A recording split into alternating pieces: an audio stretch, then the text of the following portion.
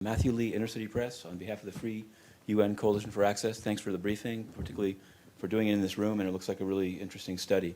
I wanted, because you're here, I wanted to ask, about, and it's about the Central African Republic and children. Inevitably, I want to ask you about these repeated allegations of sexual abuse, both by UN Peacekeepers and by the Sangaris Force. And specifically, I guess I want to know, since you were there, and this is also for the ambassador, how does this impact sort of the perception of not only of the UN and of the humanitarian community? How does it impact on issues about impunity, given that there's really, at least publicly, been no accountability for them? And Ambassador, I heard you, I was listening from the stakeout, I heard you talking about this CAR task force, and I think it was, you said 34 rape victims. Does this include the UN and Sangaris figures? And I missed where you said the time frame that was in. Thank you. Invite the panel to formulate some answers. If I may take up on the task force that I mentioned, yes, I referred to, I did meet with the Child Protection Advisor of MINUSCA, and the information that we had from the CAR task force on the monitoring and reporting mechanism, which has a working group co-chaired by MINUSCA and UNICEF. They monitor violations committed against children by the parties to the conflict. So I cannot say whether 34 rape victims, and the period is January to June 2015. I cannot say that. We didn't discuss it specifically. And again, given that the focus of my trip was on slightly different things, we did not go into the issue in detail. But the information they provided about the situation of children, specifically the task force, contained all these various numbers that I mentioned, including 34 rape victims.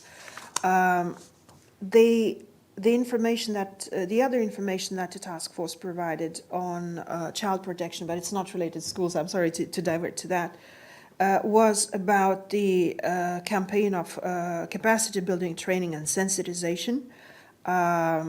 Between January and July 2015, 25 training sessions on child's rights and child protection were conducted within the mission, with 1,107 peacekeepers attending, including 265 military, 671 police officers, and 171 civilian staff members. So work is going on within MINUSCA. Training was also extended to CAR parties, including 449 FACA officers and soldiers, 50 sous-préfets, and 38 members of NGOs working on the ground. Certainly, as chair of the Sanctions Committee, I do not deal specifically with sexual violence against children committed by peacekeepers. It's outside the mandate. But my impression, again, from the meetings was, maybe because of the mandate that I have, the focus on the official side from CAR was on other matters, primarily on FACA, on arms embargo, on sanctioned individuals. Very strictly, we didn't get into the issue. So honestly, I cannot tell, how they feel about it. At least the issues were not raised. And my impression from the humanitarian community that we met on the ground was also that they had so many huge concerns, including, as I mentioned, exactions, racketeering, illegal taxation, attacks against humanitarian workers by armed groups, that in the discussions I had, these particular issues didn't figure prominently. But again, within MINUSCA, we discussed informally outside the mandate the way ahead. The awareness is very strong there. And as you know, we have a new SRG, and certainly I believe, again, it's up to him to take it up and to carry it through. Thank you very much, Ambassador. I've been given the sign that we have to vacate the room.